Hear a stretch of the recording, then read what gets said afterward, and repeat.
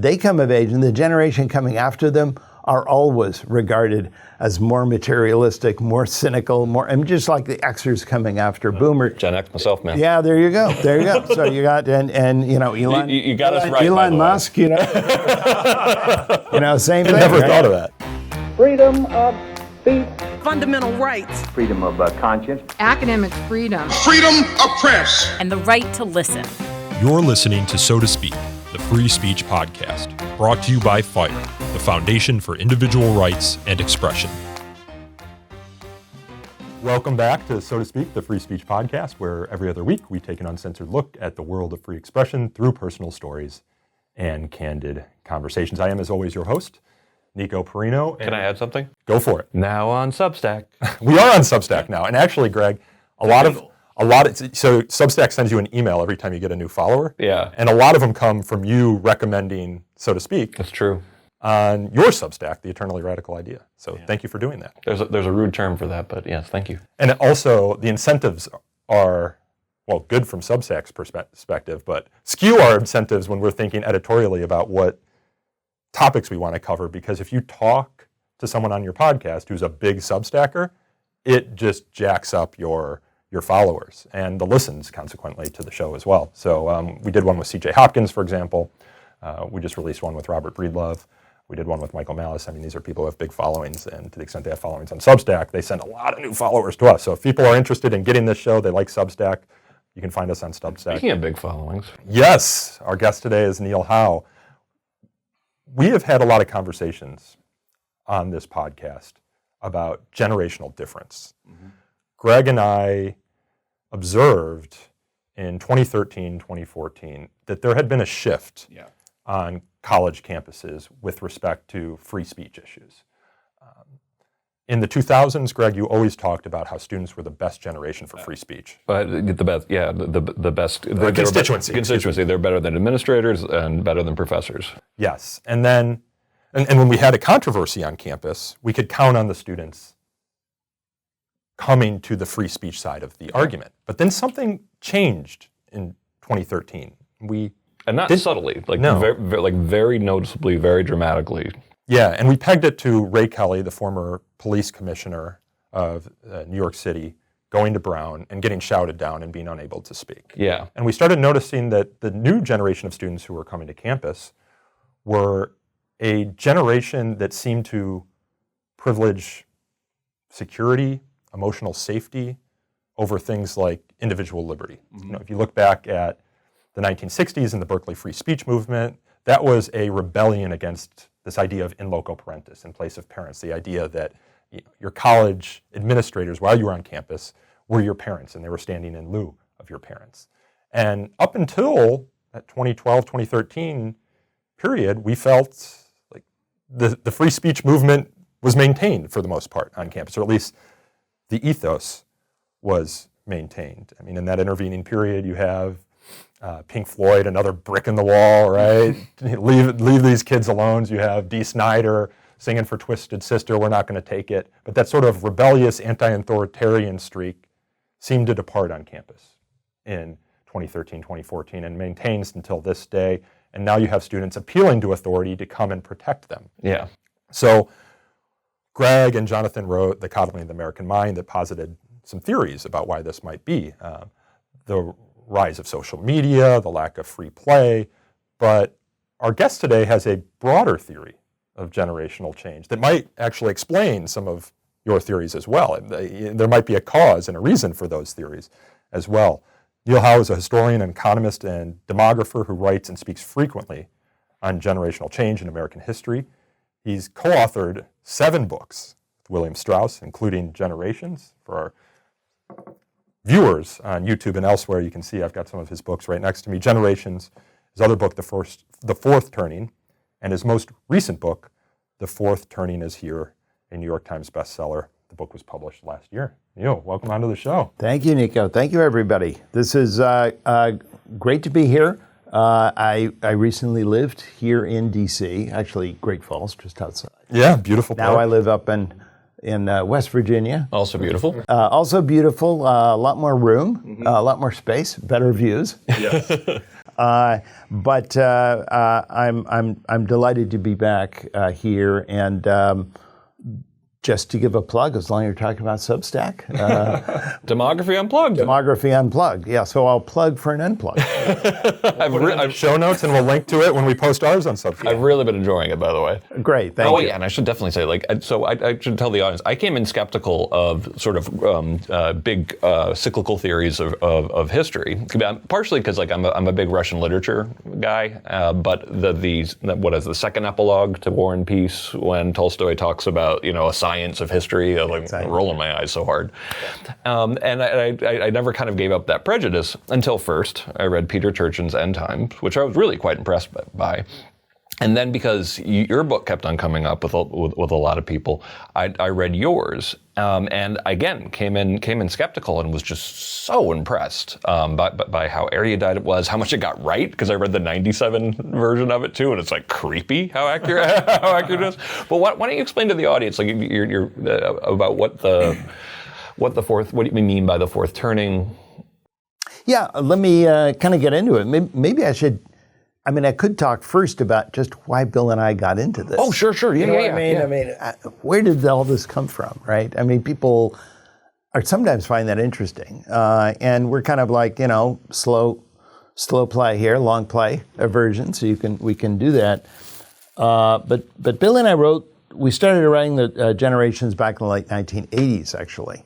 And that was not long. There were a few books coming out on baby boomers, because that was a big deal back then, looking back. They love themselves. Yeah, they do love themselves. And they're always talking about themselves. Yes, they are. And they interpret every other phase of life as just a pale imitation of what they live through. So, it is that. Yeah. But it was interesting that at that time, generations were kind of, after the big chill and everything, no one was really talking much about generations anymore. Yeah. Xers hated the whole idea. They were kind of coming of age. But we wanted to go back and look at just how different generations evolved and different mindsets. Look, boomers, if there's one thing boomers knew for certain, that they were very different from their World War II winning parents, right? Who kind of conquered the world, organized everything, built these big institutions, probably poured more concrete than any of the other generations, did nothing but build big things. At the same age that, that generation was building battleships and founding families and all this stuff, boomers were taking voyages to the interior. They had Woodstock, they didn't have D-Day. just completely different. Yeah. That generation focused on building the outer world. Boomers were always into the inner world, right? Very much into the culture, into the sort of going inside and changing things.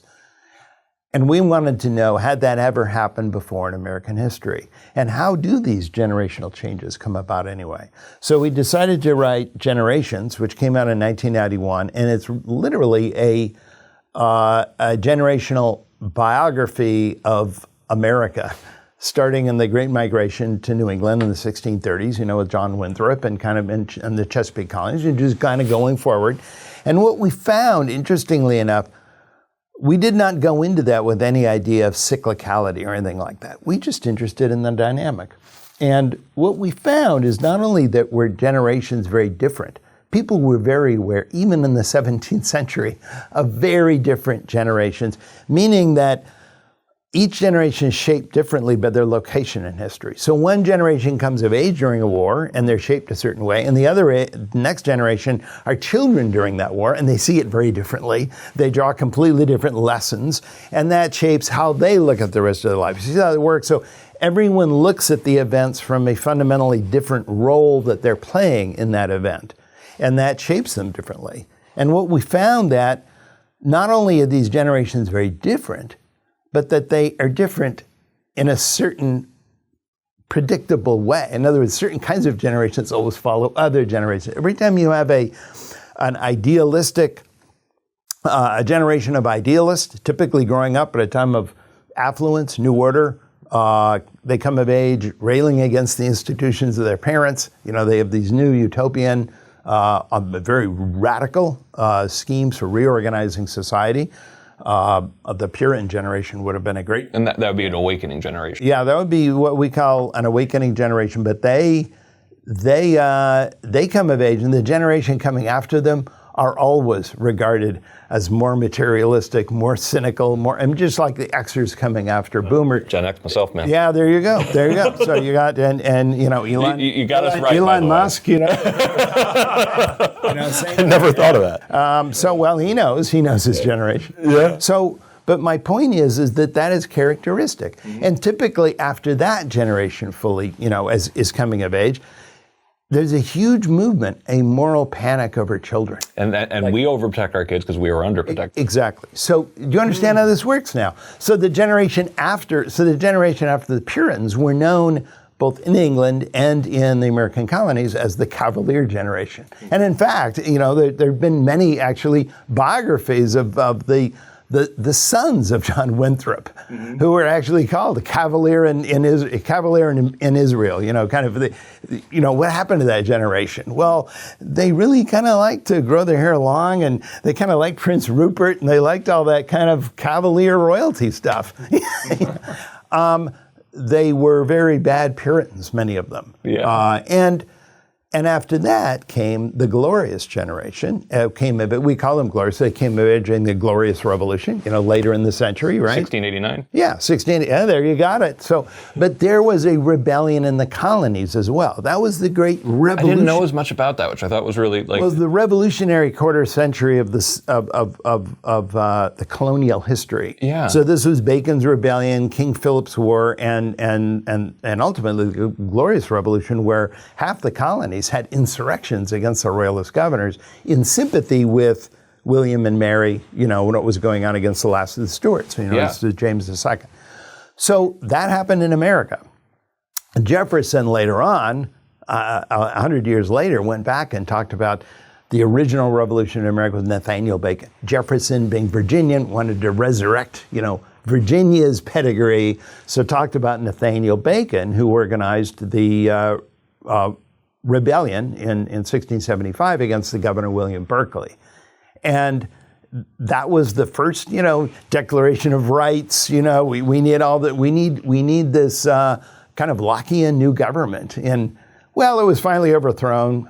Bacon died, but he did manage to burn down the Capitol in Jamestown, and he involved a terrific war involving the Indians and the different portions of the white colonials themselves against each other. I mean, it was a cataclysm. Right? Yeah.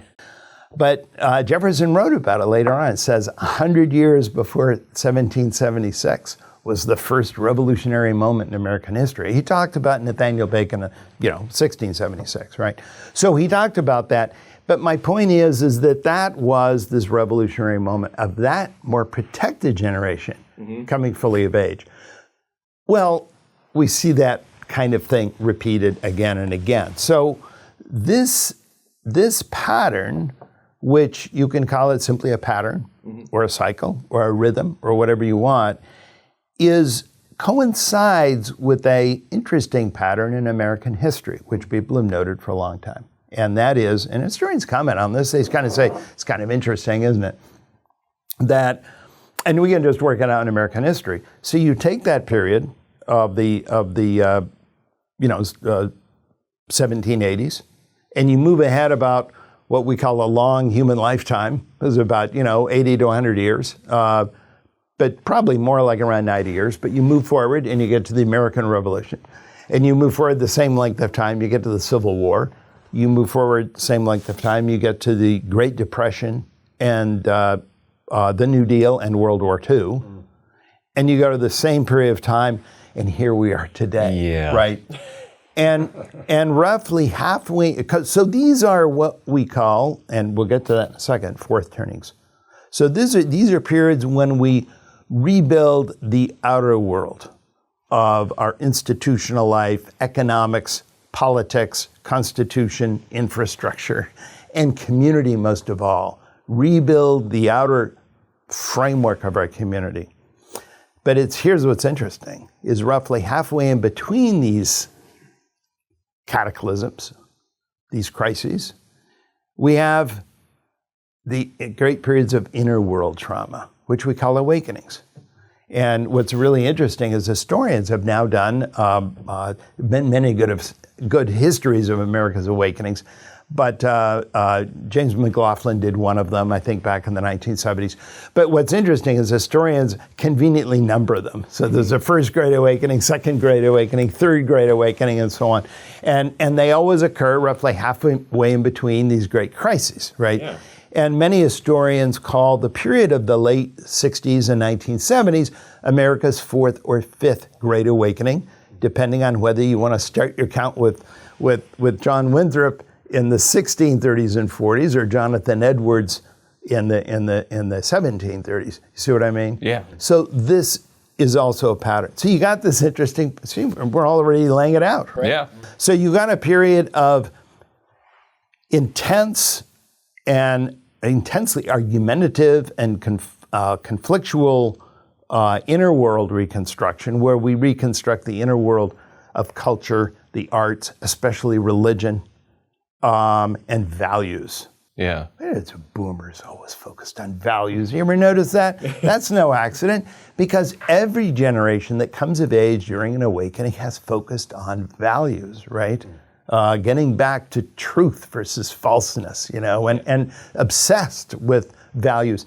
And you notice, too, that among boomers, conservatives, and radicals, politics is always downstream from values. Yeah. And in fact, I think the CPAC actually officially, the Conservative Political Action Committee, they actually acknowledge that, right? You get the culture right, and then politics follows. Yeah. So this gave rise in the late 80s and 90s to, of course, the whole culture wars, which is a big boomer deal, right? Yeah. You got to, once you reshape the values of the country, don't worry about the politics, right? But that is the way a values-obsessed generation sees the world, right?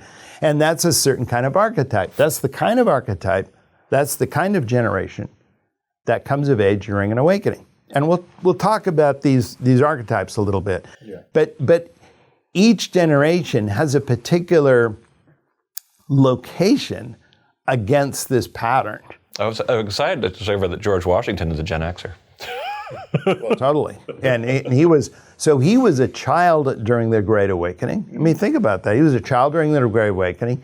He came of age and was a young adult during the French and Indian War, a time of extreme danger and daring do and risk taking. He was always thrilled about the bullets whizzing by his head, and he bragged about it. But he was a kind of a little bit of a swashbuckler as a young adult, right?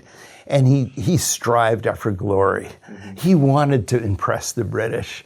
He really wanted to he really dreamed that the British would someday commission him as an officer. And when he found out that that was never going to happen, well, that's the typical colonial resentment against the imperialist, right? Yeah. Well, then damn them, I'll destroy them. And lo and behold. And lo and behold, then he was in midlife during the crisis. So that is what we call the nomad archetype. That is a particular archetype that has a particular age location against the background of the events of its life. So our most complementary characteristic for nomad generations, I thought, was the pragmatism, which I definitely resonated with me tremendously. Totally. Well, not only pragmatism, but survivalism. The ability to assess risks and deal with them coolly and smartly. With a real sense of having lived them before and now being able to actually take them on responsibly, unlike other generations, unlike younger people, for example. And you notice that words like survivor have just glommed onto Xers throughout their life cycle. Think of all the Survivor shows and all the contest shows where people are thrown off islands and stuff. I mean, so reality and survivor, two words that have sort of followed Xers as they've grown older, right? That's a good point. And that is part of that archetype. We had an earlier generation of that type, same location in history, the lost generation. Yeah. And they were the children of the Third Great Awakening. That was a time, by the way, when kids were being forced into an enormous period of child labor. people were rolling cigars, and kids were rolling cigars in factories for 12 hours a day. They were getting run over by streetcars. No one really cared about kids, and in fact... And that's like the 1890s? Yeah, 1890s. And around the turn of the century, the behavior of kids was so bad that everyone was decrying this wave of juvenile delinquency and so on that was and youth crime that was coming over America. And this is important, that the fundamental aspect of the progressive movement, which was really obviously Teddy Roosevelt and William Howard Taft and Wilson, but a very important part of the progressive movement, which we forget today, was child protection. Yeah. That was absolutely at the center of it. And when I talk about, remember the moral panic that occurs after we have the wild the wild children of the nomad archetype? That was when we had it. So suddenly we had, first of all, we had the Harris Act to keep drugs away from children. We don't remember, but around 1900, they put cannabis in wine. That was when Coca-Cola had the real thing. I mean, you remember that. I mean, there are drugs everywhere. Yeah. We had just, German manufacturers had newly synthesized heroin. We hadn't had any, you could add it to different, I don't know. Freud was talking very positively about cocaine. My point is that there were no barriers, even for children at that time. Harrison Act, keep drugs away from kids, and ultimately the temperance movement, and ultimately prohibition to keep alcohol away from families. It was at that time was considered, and actually was, a hugely very harmful, given how much people were drinking at that time. Yeah. Okay, so that was number one. Protective playgrounds for children, and child labor laws with teeth to keep them out of factories and stuff, from being abused. Particularly in the South now, where you had all these textile manufacturers and so on, they were just employing kids. So, okay, you do that. And where do you put them? Well, what do you do with the kids? Well, you give them allowances for good behavior. You want to know when you got the word allowances? That was in that period. That was in the 1910s, where you invented allowances. So you give, they behaved well, they, chop wood in the back, or, do something around the house, you give them an allowance, right? Mm-hmm. We had the biggest single generation improvement and investment in public education in American history. So the average years of educational attainment went from about 8th grade to 11th grade, just from the 1900 cohort to the 1920 cohort, meaning birth cohort. Those born in... It's a big shift. Enormous shift, right? And so from first cohort to last cohort, this was an increasingly protected generation, increasingly educated generation, an increasingly risk-averse generation, an increasingly community-oriented generation. When they were kids, we invented Boy Scouts, Girl Scouts, Campfire Girls, 4-H clubs, right around the time of World War I. You remember, this generation was just too young to go to World War I. Yeah. The last generation went there, and they saw Paris, and the rest of the story was the roaring 20s when they came home. But these kids were too young for that. And they began to impress older people in the 1920s for being a less wild generation, for, drinking less, engaging in less risk-taking. And ultimately, they weren't the rum runners and gin fizz crowd of the lost generation. They were the Mickey Rooney's and Judy Garland's. This is funny because I when I was a little, not little, when I was in high school, it was a brief peak around 1990 of child pregnancy or teen pregnancy, and I lived in a community that had a lot of that. My girlfriend from kindergarten, had a kid when she wanted to have a kid when she was 14, had a kid when she was 15, and I hear myself now saying things like, kids today just aren't having enough sex. And being like, would I have predicted me saying that as an adult? An 80% reduction in teen pregnancy since 1990. 80% reduction. Yeah. I mean, that's amazing when you think of it, right? Yeah. So what happened? But here's why I'm saying all that. Yeah. Is that we think today that the greatest generation who ultimately, fought World War II and did all these things was shaped by the war? Mm-hmm. No. the shaping began well before the war. This was the greatest generation I'm talking about. And when you make this point in the book, I found it so interesting because when you give us a counterfactual, like imagine the generation who fought World War I, like how different they were and how that would have shaped, like if World War II had happened when it was a different generational cohort. And it's like, that's absolutely right. Think about COVID. Yeah. Now, here's a good example. Yeah. So think about COVID. So you had the younger generation. The younger generation were the least likely to get sick or die by far, than their parents.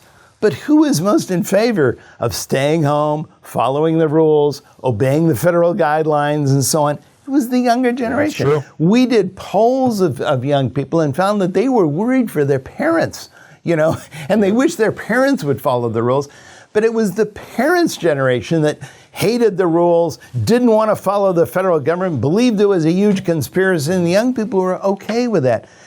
Here's what I say, a counterfactual example. Yeah. Imagine if we had the COVID, epidemic, or pandemic, I guess you'd say, in the mid-1970s, early 1970s. Well, you can imagine the greatest generation. You can imagine, Westmoreland and Abrams and Dean Rusk and all these guys putting on their uniforms again. Okay, it's time we band together. And boomers are just, F you. You don't understand? It would be like, are you kidding? We're not going to follow your BS. Yeah. How do we arrive at this reversal? How do we understand this?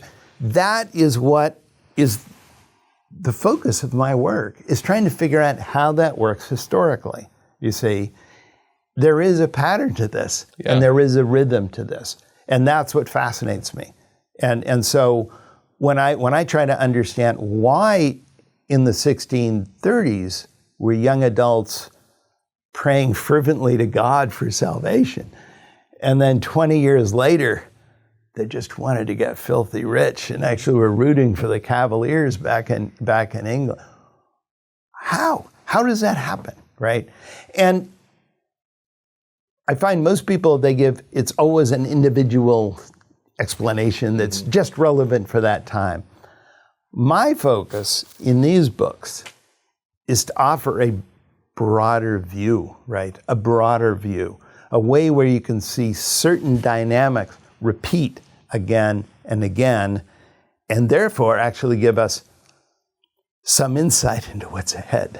Well, one question I had, and I think many of our listeners might have, is do events shape people or do people shape events, right? So I'm 34.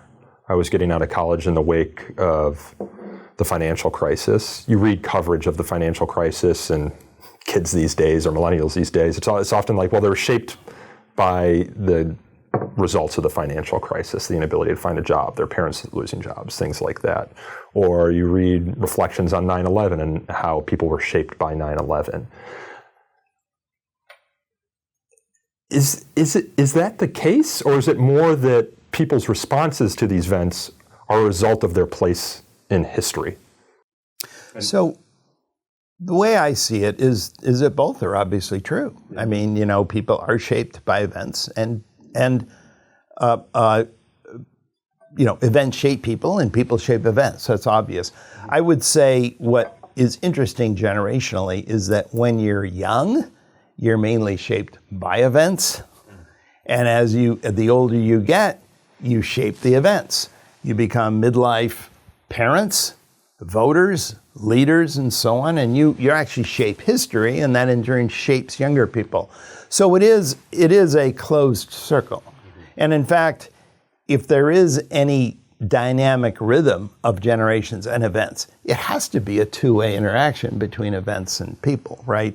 So the way it works is that, for instance, the nomad archetype, like Xers, the throwaway generation during the 60s and 70s. No one gave a damn about kids. I mean, that was a time when people took pills for the first time not to have kids. I mean, it was an astonishing thing. Yeah. And you had the fertility, total fertility rate low up until then in American history in 1976, 2 years after Watergate. And that was the Xer story, right? Of older people all into themselves, not really having time for family or kids. The silent generation, which was very impactful for the Xers, particularly the early wave Xers. These are the peers of Bill Cosby and Woody Allen. Yeah, and silent. You say follow the artist archetype. Yes, is that correct? The silent are the children of crisis, right? Yeah. So they have very claustrophobic childhoods. Everyone's always telling them, "Don't do this, don't dare do that." Keep the windows, keep the shades closed. One ray of light, thousands will die. I mean, so you think of the silent generation, you're thinking of the Little Rascals. Yeah. Shirley Temple, very well-behaved kids in a tight envelope of adult protection. There are dangerous things going on, ultimately.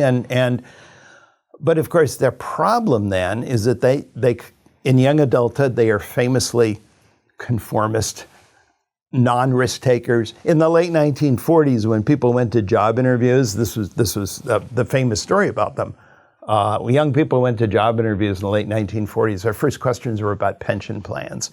You know what I mean? They wanted to work for big organizations where they could merge and sort of just be part of some huge system. Well, think about it.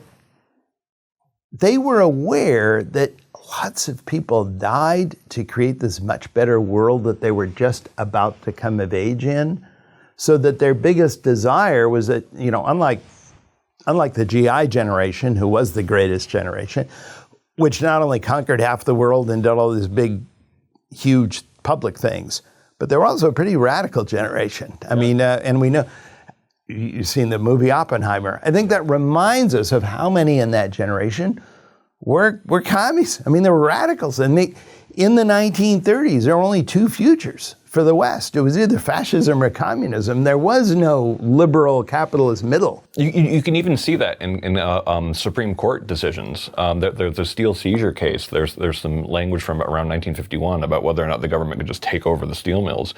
And there's some really dark language about, we have to be the last institution to give up on, they don't use the word liberalism, but small L liberalism. It's oh my God, that's dark. But, I'm glad they stood up for it. But there was a sense in the intellectual circles as well that liberalism was going the way of the dodo.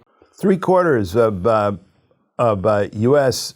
manufacturing capital was owned by the federal government at the end of World War II. I did not realize that. Oh, it was totally. So everything was run on a cash plus basis. So government just basically said, we're going to pay for all this new cash. So when General Motors and Ford Motor Company started just completely retooling for tanks and planes and stuff, no cars were being built anymore in America. No homes were being built. This was a completely refashioned war economy. The government actually just gave these companies the capital. So it was all owned by the government. Now, rapidly after VJ Day, right, the government sort of gave it back, the private sector. But it's amazing how much we were a completely state-driven, state-owned economy. Yeah. At the end of World War II. Something very similar happened, just, obviously, at the end of the Civil War. There's a great book written about it recently called Ways and Means. I think it came out just, but it was about Benjamin Wade, and it was about some of the radicals in Congress during the Civil War and how much they invited in these much more muscular versions of government power and state power during these times of crisis. Right? Well, it's no surprise at a time of crisis, right? Government just swallows everything up. And that happened after World War II, too. But you can imagine how many believers in socialism, even socialists who followed the Comintern, the Third International, people who believed in the Soviet Union at the head of this new, you can imagine they were pretty popular. Yeah. And there were many of them. Well, the silent generation, we're going to stay away from that. That's going to get him into a lot of trouble. That was their attitude. We're going to be squeaky clean. So we're going to get into all these great jobs. And, I feel sorry for those older guys. God knows what they used to do during the 30s. That was their attitude. So they were, in fact, they were called the silent generation in an essay that was written in 1951 in Time magazine. And we've got the famous, silent generation. What do we call these young people today? Silent. And they went down their attributes, right? They very personable, very sociable. They believed in doing things in big teams. They never took risks. They were very nice. They never but their signal identifier was that they never complained and they never spoke up against authority. So they were the silent generation. And literally too, as children, these were the kids who were told to be, be seen and not heard, right? I mean, again. And this is the generation most analogous to the millennials. No, this is the generation that today would be most analogous to the younger kids who are growing Generation up today. Z. Oh, okay, got it. Yeah. Now we define Generation Z a little differently, as you might have said. Which I found very persuasive, by the way. Yeah, we define these as people really born after 2005. So these would be today. The oldest kids would be kids who are just now graduating from high school, beginning to go to college today. So there's a whole other discussion, but what Pew Research did, and I've worked with them a lot over the years, we go back a long ways, but Pew Research has sort of gotten the position of sort of the arbiter of generational dates. Yeah.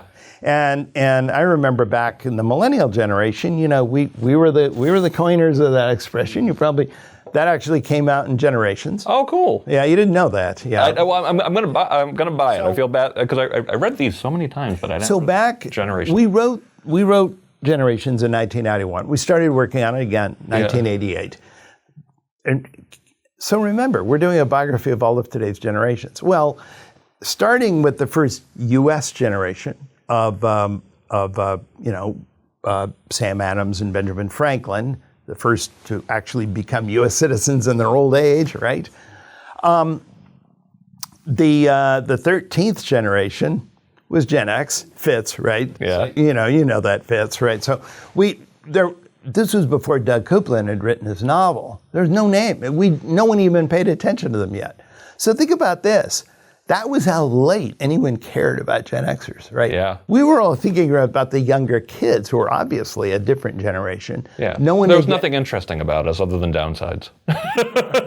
That's what it felt like to grow up as a Gen Xer. Other than deviance and trauma. Yeah. Exactly. There was something wrong with us. Yeah, there's something clearly we wrong. kind of sucked. Yeah. Right. What basically seemed to be the attitude. Like, okay. Well, I mean, basically, it was the GI generation built all the great things, and the boomers thought all the great ideas, and there's nothing left for you to do. Yeah. I mean, ultimately, except just try not to suck too much. So anyway, there was no name for them, so we just called them 13th generation. I remember, so yeah. that was actually in the book. Oh. But then, we called them that and I think in Fourth Turning as well. Yeah, because I read the 97 version. But Gen X is a great name. So so the recent book, I'm perfectly happy going with Gen X. But what about the generation after them? Yeah. So we were already aware. Remember, we already knew how these generations followed each other. And we always knew that the hero archetype, or the civic generation that followed the nomad archetype, well, we knew the signal. Moral panic over children. That's exactly what hit in the early 1980s. Right. Yeah. So we suddenly had all these, you remember all these court cases of child molesting and satanic daycares. We had the baby on board stickers and the minivans and all the special ways of buckling your kid into the seats, and the year of the child was declared in the UN. We had all these books and articles coming out about how badly kids have been treated in the 1970s. We had to do better by kids, give them a sense of protection, and they were special. You do an engram on kids are special. Nothing in the 70s. So just remember, no one ever said you were special. Absolutely not. Ever. I mean, literally zero. Yeah. And then suddenly, right at the end of the 70s, Millennials are special. Exactly.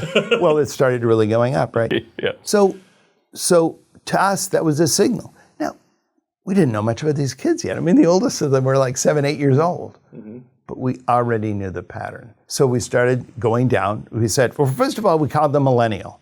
So people ask, why do we call them millennial? Well, we thought 1982 was the best birth year for them, for a variety of reasons you can read about in the book. But that was kind of the moment, if you look at things that happened to them later in life. And we looked ahead at that time and said, well, in 1982, they will be the high school class of 2000. And there'll be all these TV specials and news stories about the high school class of 2000. millennial, right? So there we are. So that's why they're called millennial generation, and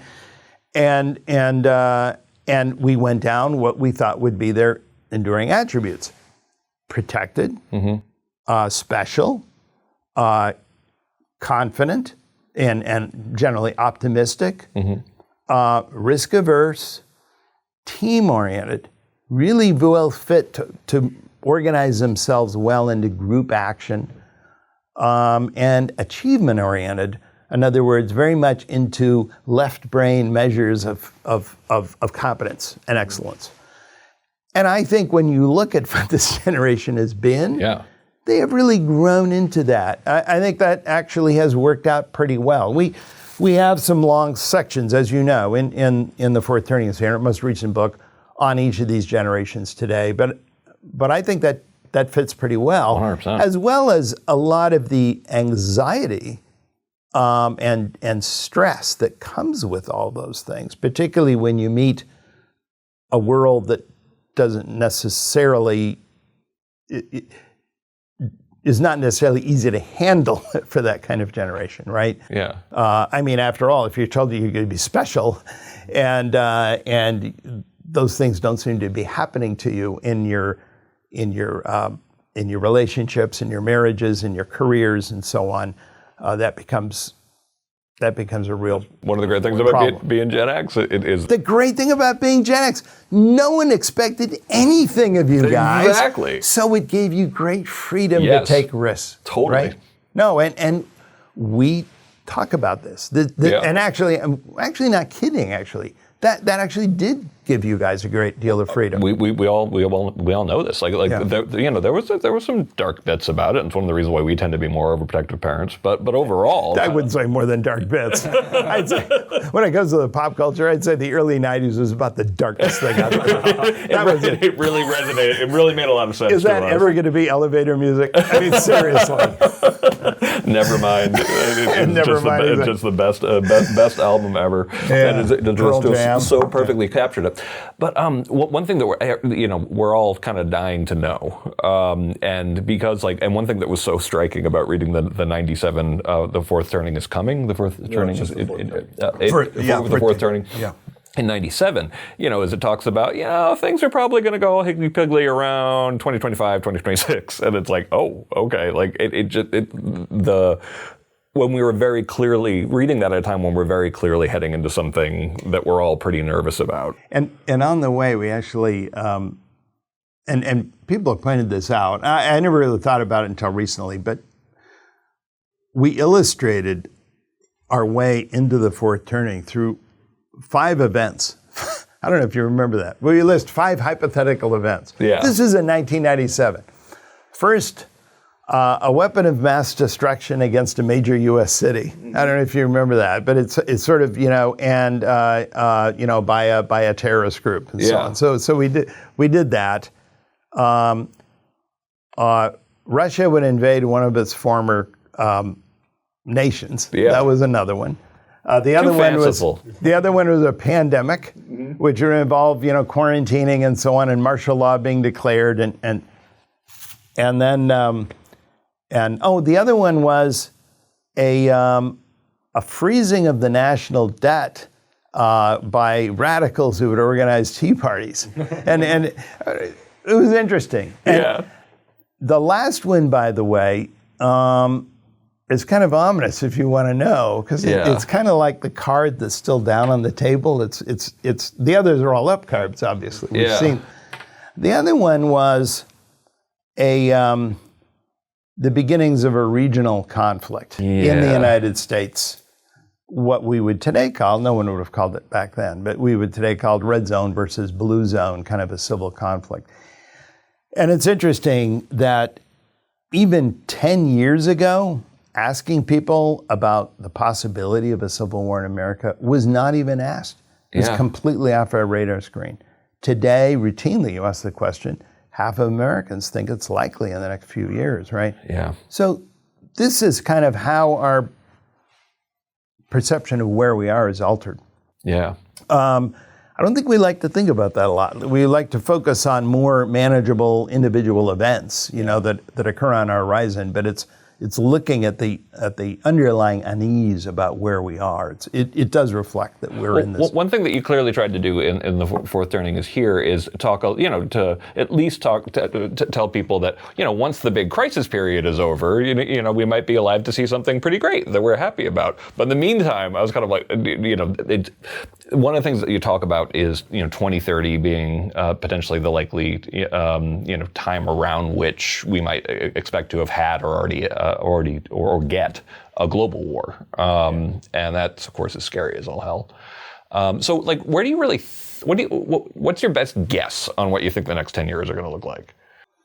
I think it's going to be pretty serious. I mean, it's going to be typically the pattern of fourth turnings, and we actually give that a lot more discussion in this new book than in our earlier book. Yeah, it's kind of the morphology of a fourth turning. How does it start? What are its precursors? What are the stages? There's a lot of discussion in the book about that.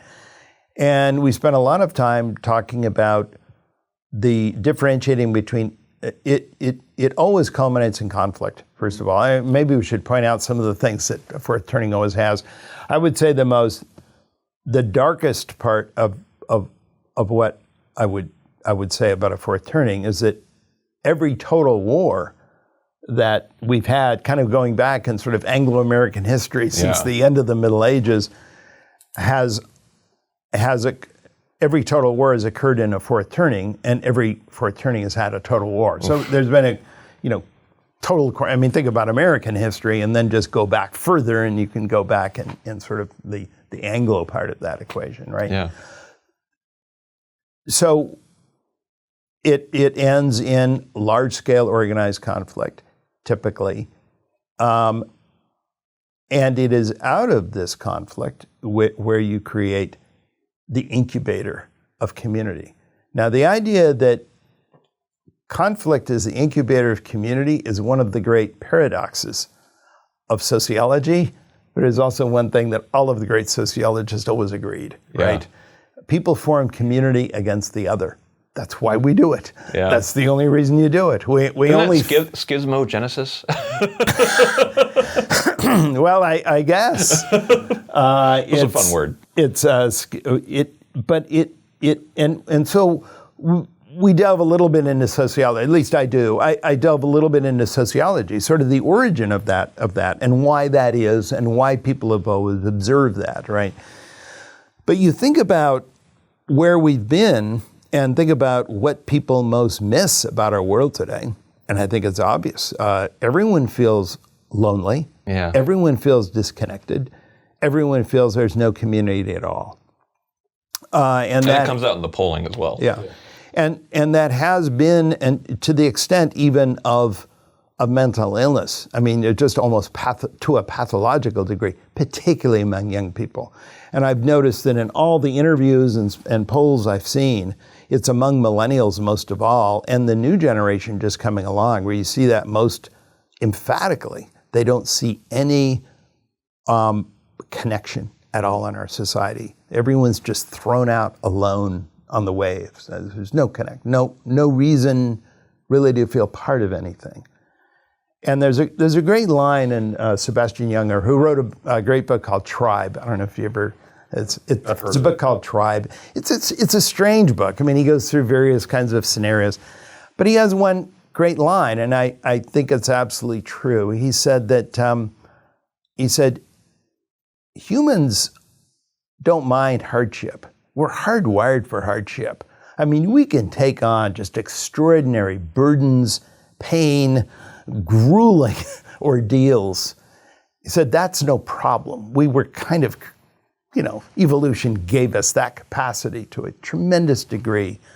What we're not designed for is not feeling needed. Yeah. And feeling completely disconnected. And people go crazy with that, right? They really do lose their moorings. And I think that is that's the underlying kind of psychosocial truth that kind of explains why this cycle actually moves in the way it does. You could say in a way that fourth turnings happen because in some way that's kind of what we need, and that maybe that's nature's way of actually procuring that because we can't procure it for ourselves. In that chapter, and it's, I guess you could say it's the longest book. I don't know, you read it. I mean, I did the audio, by the way. Yeah. So you get to hear my voice. I got to hear a lot of it. But and so anyway, grueling, by the way. This is another thing maybe we should talk about, what it's like to actually do an audio. Oh, I don't do those myself. Both times, Haidt did it for coddling, and Ricky, my co-author, I would go nuts. Well, I at first I refused. I said, "Are you kidding? I go stay in a studio for 11, 12 days." It is always nicer to hear it from the actual author, and the actual author doesn't mispronounce as much as when it's somebody else. You're right. But I think someone in my family, I think it was my wife, said something, but think of your grandkids. Oh, well then, oh my God. How can I say no? That is good perspective. But in that chapter, I talk about a fascinating a speech. Most people know it's an essay. It was William James given it at Stanford University in 1906, actually just before he was out of Stanford briefly, and it was just before the San Francisco earthquake. But he gave this speech called The Moral Equivalent of War. And it has become very famous as, why do we actually have to fight war? Why can't we just have the moral equivalent of war? Mm-hmm. But it is really one of the most interesting little essays. I think people should really read it, because a lot of the essay is explaining why war is so necessary. Yeah. And he said, war is what gives us, it teaches people to sacrifice for the commonweal, to actually give up their own selfish pleasures, do things for the public. It teaches sacrifice. It teaches and what's interesting about the speech is after a while, he just makes us think, my God, this is incredible therapy for all of us. And then he says, war is the incubator of national community. We couldn't imagine, being the nation we are. And then he did this fascinating thing. He looked at his audience and say, how many of you would prefer that America had never fought the Civil War? Now you have to remember, a lot of people would still be in the audience, right, in 1906, some of the older people. And he says, I understand you younger people don't care about the Civil War, and so on. It's you're all into wealth now. It's interesting. You're not into pursuing wealth and careers. But he was looking out at this. And then he immediately answers his own question. Well, I already know the answer. You all would rather that we had fought the Civil War. This goes without question, right? Yeah. Because you couldn't imagine the progress, the national scale of U.S. infrastructure. And indeed, I mean, you think of the time zones, the Intercontinental Railway, and the national currency system, and the huge corporation. I mean, everything that defined America, its affluence and its sense of progress by 1907 had been shaped in the aftermath of the Civil War, to say nothing of the 13th, 14th, and 15th Amendments, right? So, I'm just saying that, I think, of course, but I'm thinking of all the rest of it. Yeah. But it's interesting to hear him say, none of us would have rather America had not had the Civil War. But then he asks the question, so how many of you would like another event like that in the next few years? And of course, nobody would. Yeah. And he said, that's a paradox. Yeah. And he kind of goes around and says, that's a paradox. But I think it's paradoxical. I think one way of understanding that paradox is think about your own personal life. I sometimes do that. I go and ask people, I said, think about the worst thing that's ever happened to you in your life. Maybe it was a divorce. Maybe it was a bankruptcy. Maybe, we can all think, this is the death of a child. It could have been a horrible thing, right? Yeah. And then I want you to think about that, think of what you learned and all that, how you came out of it, how that changed you. And I said, would you rather that had not happened? Mm-hmm. And interestingly enough, most people that I talked to said, no, I actually came out of that a better, wiser person. I hated it. It was very unpleasant, but I came away from it transformed. I actually needed that. Mm-hmm. But hey, well, so would you like another one next year? You know, and no, and everything. No, I'm good, God, thanks. no. I'm done. You know. I have it differently though for when people talk about like the death of. So that's the only one I've heard the exception. It's like, and I'd give up all that wisdom to have that person back. Well, that obviously with the death of a child, that's a little different because that's almost something you would be willing to actually sacrifice your life for. Yeah. But I find a lot of these things, but even in that, people find an incredible amount of wisdom about life they never had. But what's interesting in that is that this is sort of a rite of passage. Yeah. And I think societies also go through rites of passage. And I would say one lesson of this book is that in this rhythm of history, each of these turnings, each of these seasons, pushes us in a direction that we don't choose, but that we need to go through, right? And that ultimately we come out of there in a way which generally empowers the next generation coming along for leadership, right? And the idea of a generation which is more community-oriented, right? And is more integrated in that way and willing to rebuild the outer world, right? Which is what we manifestly can't do, right? We're really good on the inside in America today, but we can't do anything. We were completely ineffectual in kind of rebuilding our political society, our civic institutions. I think it's time, you know, and I think that is the generation that will, when you think about millennials, ultimately will be the leaders of that post-crisis world. Just as the GI generation were the leaders. May God have mercy. I do want, because typical attitude of an Xer, by the way, and quite the burden as a millennial, I feel now. Yeah. But I do want to, because we've gone so long on just kind of the general framework, which I think is important to set up what I want to get to next, which is our current moment, and some of the differences we've seen in our work in civil liberties and particularly free speech among the generations. So you speak of kind of the current moment in the introduction to your book. You say we're increasingly seeking to surround ourselves with our like-minded tribe, canceling or censoring outsiders. You write that younger generations are souring on democracy. At last count, Americans today in their 30s are less than half as likely as Americans over age 60 to agree that it is essential to live in a democracy. The young increasingly associate democracy with sclerosis and incapacity. Not long ago, to be an American was to be a rule-breaking, risk-taking individualist who believed that flouting conventions somehow made everything better over time. The list goes on, right? So stand by it all. Stand by it all. But no, I mean, and so this is, I guess, maybe a point of disagreement, or maybe not. Greg, you and Jonathan Haidt posit that there was a new generation reaching the age of maturity, coming into college around 2013, 2014. You posit that those are still millennials. I actually, and that's one of the reasons why I said I found that highly persuasive, because there was always something that kind of bothered me a little bit about, a generation being shorter in some cases, because it's like a generation's a generation, kind of like, it's typically around a 20-year period, and it has been that way forever. And I after reading your book, I started thinking, there is major discontinuity between people born after 1995 and the people before them that we explain largely by technology. But you can have a discontinuity and it still be the same generation. Totally.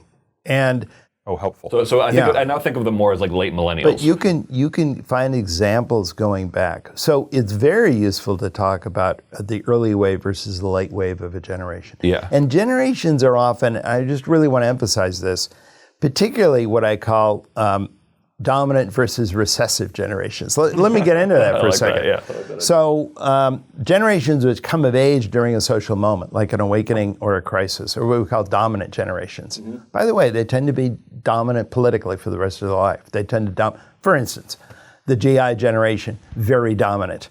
The first member of the GI generation, I'm talking about people born between 1901 and 1924, right? So that the greatest generation. Okay.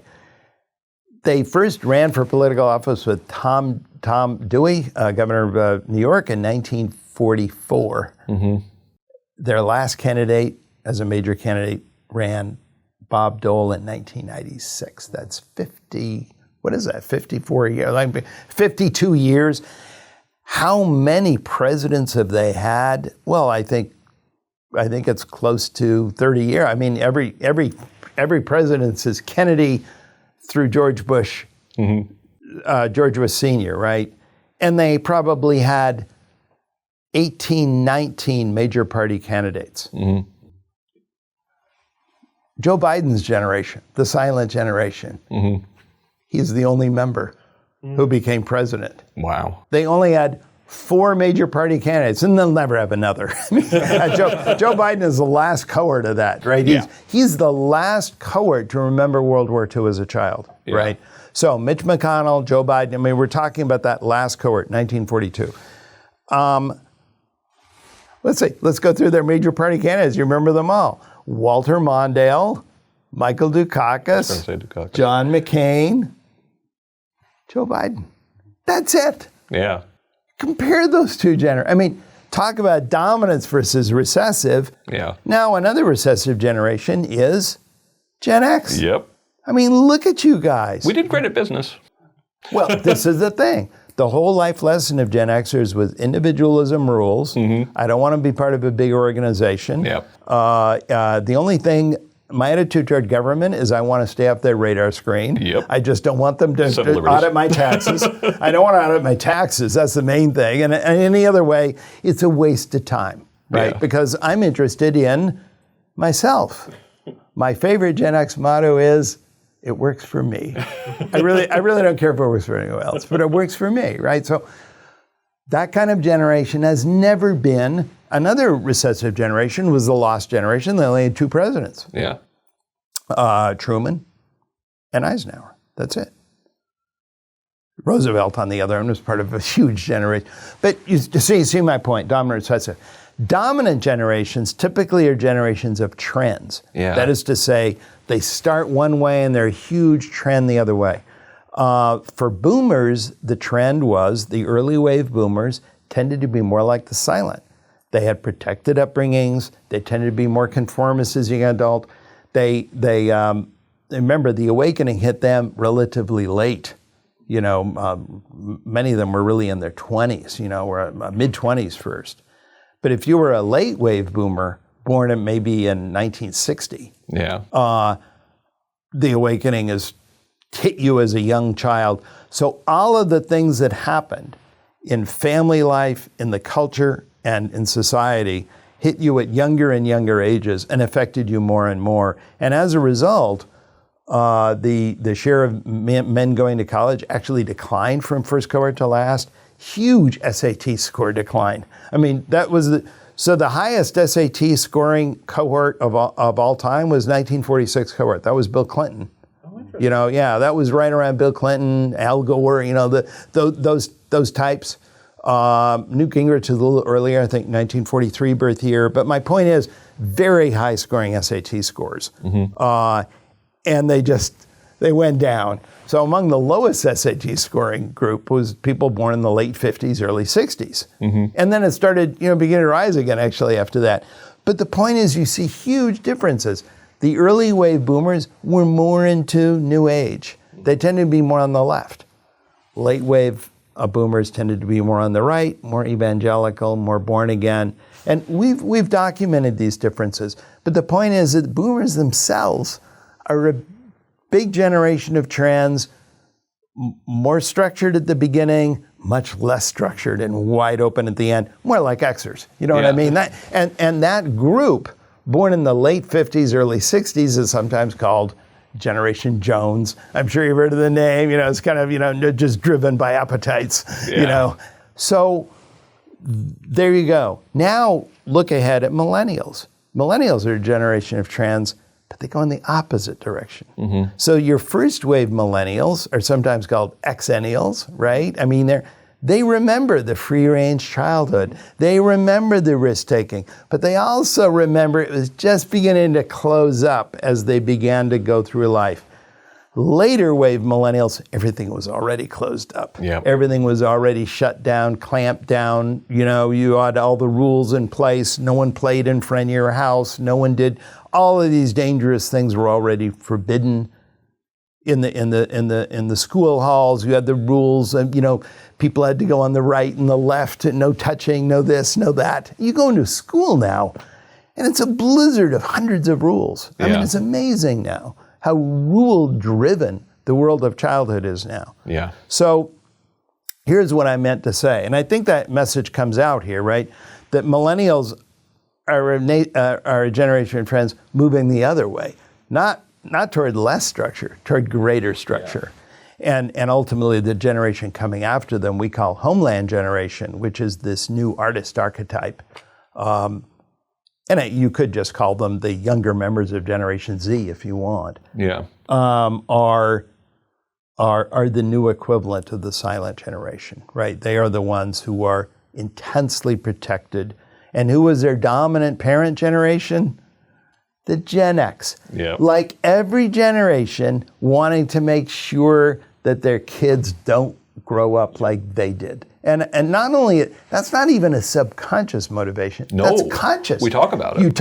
I talk to Xers all the time, and they say, my God, I may screw up in a million other ways, but I'm going to make sure that my child is not going to grow up like I remember growing up. Yeah, right? I have some pretty ugly stories that I will not share because people will feel accused by it. But yeah, I mean, we were very conscious of the fact that essentially, and I talk about, since so much of coddling the American mind is about not overprotecting your kids and all this kind of stuff, I tried to be very upfront with the fact I am an anxious parent whose natural inclination is to overprotect, and I have to remember my values and let go and do all of these kind of things, partially because I don't want it to be anything like, the negative aspects. There are positive aspects to having that much freedom. Totally. But I have to remember that. You want to look at some of the letters that Hemingway and Fitzgerald wrote to their kids, later in life. Yeah. Also lost. Fussy, protective, never wanting their kids to go through what they went through. Right. Yep. The 20s. I feel like we have cool members in our lost generations, though, at least. The coolest? No, I mean, the most interesting, individualistic, picaresque, and adventuresome individuals in history all come from this archetype. Eisenhower. Artists. Yeah. So to close up here, is there anything that these cycles of history can say about civil liberties and the kind of tension that you see between liberty and security? I think it can, and look, personally, I'm a great advocate of civil liberties, and and much to my dismay, I feel myself, having to be cautious in ways I wish I didn't have to be when it comes to talking about things. You and most Americans from survey results. No, yeah. Most Americans, exactly. And here's the thing about the new imposition on speech, and much of it is sort of gets involved in this whole red zone, blue zone issue, and it's is it wokeness, is it diversity, equity, inclusion? I mean, is it all about that? And I do know that it is not driven by most of the public. I think you're absolutely right. I mean, the people who actually like or welcome political correctness in language, for instance, is a vanishingly small part of the. They generally tend to be white. They tend to be affluent. Yeah, and they tend to be. They tend to be on kind of one side of the political spectrum. They tend to be influential. They tend to be pretty important in the media. So I don't regard it as something that most people want. However, here's the however, right? I do think there is a yearning for people, particularly younger people, for cooperation and decorum, and in our speech and in our discussion, that we work toward things that can actually work and motivate people to get big things done. I will tell you that, by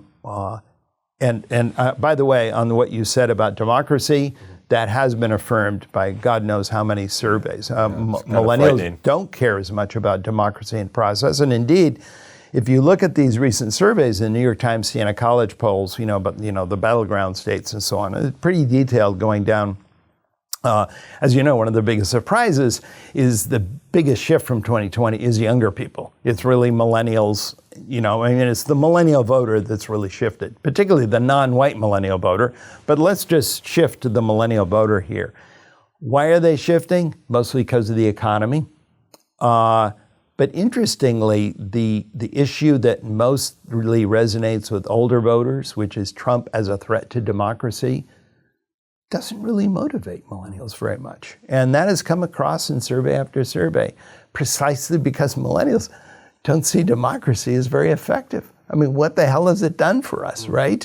We mortgage our future. We can't organize our way out of a shoebox. I mean, look at our performance during the recent pandemic. Democracy is a means, as I say, of preventing anything from happening. It's a way older generations can talk about everything, but do nothing, so nothing changes, and they get all to keep what they have. Well, that's interesting, right? Because my generation, but I guess millennials. I just want to come up and say, sure. But remember what I just said. Talk about everything, but do nothing. And I think that's the problem for millennials. Yeah. Is that you talk about everything, but you do nothing. And I think, why don't you talk about less? And do more. And why don't you do more? So you can bring in all kinds of wild and crazy guys onto campus, and you can even have wilder and crazier views. But as long as no one actually does anything, right? Here's my final take. But here's one way of summarizing millennials, and in a way of making them again.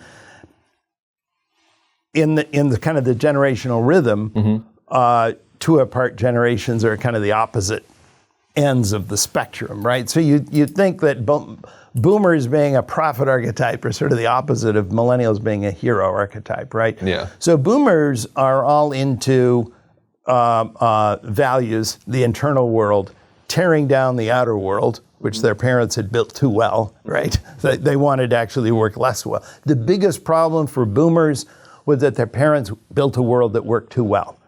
The thing that boomers hated most of all was the middle class, the suburbs. All those tacky houses, they all look just the same. Whenever I describe that to millennials, they say, those look really nice. Yeah. That's where I live. Where do we sign up for the middle class? And I say boomers got rid of it because they didn't like it. Because we were growing toward maximum equality, according to most Gini coefficient estimates, in the late 1960s, just when boomers are coming of age. Well, we hated it. Why not have different people go all over the place and just do different things, different strokes for different folks? I think boomers have been incredibly tolerant, even welcoming of greater income inequality throughout their lives. I don't think it's really a problem for boomers. I think it is a problem for millennials. And I think the idea of making a big system work better, not tearing it apart, is much more on the millennial agenda. Millennials, just as boomers were an order-destroying generation, I think millennials are an order-seeking generation. Interesting. And by the way, not just in the United States. I think around much of the world is now on this generational rhythm. I mean, much of the world had the Great Depression and World War II, and certainly China had a revolution. India had. Well, you refer to it as a saeculum, which comes from Roman. Exactly, but much of the world today is on it, and much of the world had these youth rebellions in the 70s. I mean, it wasn't just in Columbia and Berkeley; it was in Paris, it was in Prague, it was in Santiago, it was all over the world. And you see this around the world today. Why do we have these ethnocentric, powerful autocrats rising to power around the world? Look at Narendra Modi. Look at Xi Jinping. Look at the Philippines. You could go around. We have the EU Parliament election in June. It's just coming up.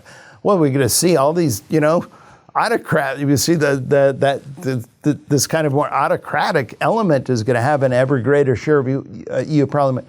Why are we seeing that? Again, I think because this generation doesn't mind strong men as long as they can get something done. It's like my family's from Italy, and the saying goes, right, that Mussolini made the trains run on time. Well, now they have Giorgia Meloni. Yeah. I mean, think about it. She has the tricolor flame of Mussolini, right there on her insignia. Oh, wow. And she's now one of the most popular leaders that Italy has had. But what goes around comes around. Sure. And I'm not saying, obviously, Trump is not popular with millennials. He is more popular with older age brackets. But all Trump needs to win is not to do too badly among that age bracket, and then he has a comfortable margin going into the race, right? Yeah. But I do think that if you look, here's one other way of looking at the saculum or looking at the rhythms of history. When we come out of a crisis, like during the American high, the presidencies of Truman and Eisenhower and John Kennedy, that was what we call a high, a first turning, right? And that's a time when order was everywhere, everyone was organized, the world was very conformist, institutions are strong, individualism was weak, everyone was told what role they should do. And boys were told to become, wage earners, girls were told to be good homemaker. You know what I mean? Everyone had a role. The silent generations, young adults, we had universal conscription and not one voice of dissent. Even Elvis Presley just shaved his head, said, yes, he did. Yeah, yes, sir, I'm going, going to Germany, or I think that's where he went. Okay. He did go to Germany. Okay, so institutions provided a lot of order, and society wanted a lot of order. So it worked. So what happened then with the awakening? Well, institutions kept providing a lot of order, but increasingly society didn't want it, especially young people. Okay. Then, starting with during the age of Reagan, and then during the 1990s, I would say all the way up to the GFC, we entered the third turning, the fall season. Well, how do we characterize that? Well, society now didn't provide any order, right? We'd been comfortable with deregulation, less taxes, and, culture said you can do anything, even Nirvana, I think. But my point is, so society didn't provide much order, and society didn't want much order. So again, we're kind of okay with that. Yeah. But what's the pattern in the fourth turning? Institutions still don't provide any order, but society, especially starting with the young, want order. Yeah. And that's the flashpoint. That is the cold front coming in. When people want more order than institutions give, it's going to be the opposite of the 60s. In fact, I think it is the opposite of the 60s, right? Which was basically tearing down institutions. They won't work so well, and eventually we're okay with that. I think now it's a question of building it up, and a lot of what I do in the book is explain what are those periods of history, those periods of organized conflict in which order is built back up. Well, the last time we saw it happen was the 30s and early 40s, but there are a lot of other periods of history we can look at. The incubus of community, the incubus of authority, the incubus of equality. There's going to be more equality in this world after the fourth turning. Well, a lot of people think, well, greater equality would be great. How does it ever happen? I don't know if you've seen the book by Walter Scheidel called The Great Equalizer. So he's an economic historian. He should look at the book. It came out about 6-7 years ago. But he looks at all the history. He mainly specializes in economic history of Egypt and back in the Hellenistic period or something, the Ptolemies. But he recently did this huge big picture book. And he asked this question: if you look at any society during a period of prosperity and peace, inequality always gets worse over time. Everyone develops sinecures, everyone favors their own kids. It always gets more unequal. Yeah. Well, how over time have we ever managed? I mean, there must be periods where he identifies those. And he identifies what those are. And you get on the list. It's like the Four Horsemen. Yeah. It's basically state failure and revolutions, total war, pandemics, famines. Yeah. But he said, this is simply how history works. Yeah, I mean, Piketty makes the same argument. Yeah, and remember the only shift when Piketty writes his book, where you find inequality not rising, then going back the other way, was World War II and its immediate aftermath, the 1950s and 60s. Well, there's a reason. That's part of this pattern. Yep. Well, gentlemen, I think we have to leave it there. I think we have a lunch reservation that we got to make. This has been a lot of fun. For our listeners who want to learn more about Neil Howe and his work on generations, they can pick up his most recent book, The Fourth Turning is Here. Highly recommended. Yeah, or also check my book of the month for May. We'll also check out the Substack as well. We have actually there is a website called fourthturning.com. You can go there and it'll take you various places. But the Substack column is called Demography Unplugged. Yes. And a lot of that is, by the way, if you're interested in demography, I mean, a lot of what we're at is just about fertility rates, mortality rates. It's fascinating stuff. We have a recent piece out on why is Israel the demographic outlier of any high-income country? Mm-hmm. TFR of 3.0. Can you believe that? Yeah. Completely unlike, the rest of the world. What's total fertility rate. Sorry, gotcha. This is demography. This is demography speak. I wish I could say I was asking that question just to educate our listeners, but I'm like, wait, what is TFR stand? No, total fertility rate. It's in any one. Italy is like 1.2, by the way. Yeah, 1.2. It just came out last week. What's the rate of replacement again?